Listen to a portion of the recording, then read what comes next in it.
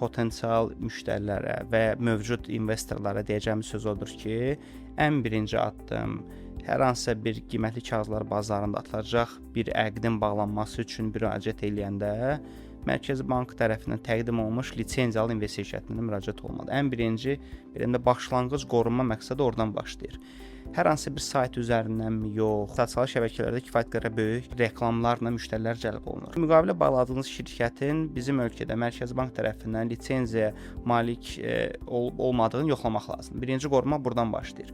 O da niyə oradan başlayır, onu da deyim. Çünki investisiya şirkətində rəhbər şəxsindən tutmuş, əqdi imzalayan və hesabatı təqdim edən işçilərin hamısı xüsusi imtahan mı deyim, yəni attestasiya mı deyim, bu proseslərdən keçmiş şəxslər olan kifayət qədər peşəkar adamlar olurlar ki, heç bir dələduzluq hallarına yol verilməsin.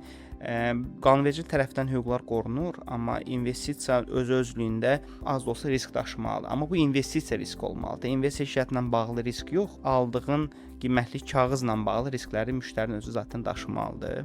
O baxımdan düşünürəm ki, bugünkü halda Mərkəzi Bankın kifayət qədər güclü nəzarəti var və Azərbaycanda fəaliyyət göstərən bütün investisiya şirkətlərinin xidmətlərindən bizim investorlar rahatlıqla yararlana bilərlər. Sadəcə yararlanan zaman investisiya etdiyi qiymətli kağızlara bir baxmaq lazım. Yəni müştəri daha çox ora fokuslanmalıdır.